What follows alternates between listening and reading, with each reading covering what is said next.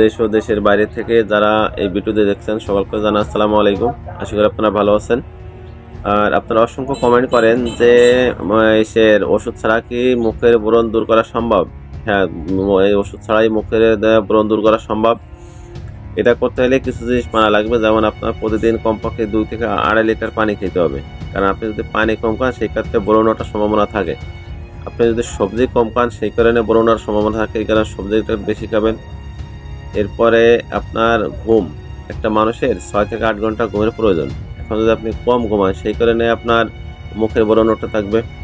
আপনি যদি বারবার করে আপনার ক্রিমগুলো, যেগুলো ফেস ওয়াশ ক্রিম ব্যবহার করেন সেই ক্রিমগুলো পরিবর্তন করেন, সেই কারণে ওই যে ব্রণ উঠতে পারে।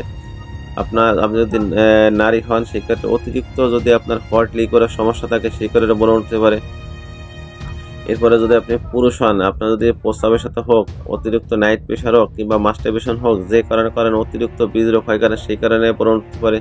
আমাদের প্রচুর আকারে মানসিক চাপ থাকে সেই কারণে ব্রণ উঠতে পারে। এই জিনিসগুলো যদি আপনি একটু মেনে চলেন, একটু এড়াই চলেন, সেই ক্ষেত্রে আপনার এই ব্রণ উঠবে না ইনশাল্লাহ।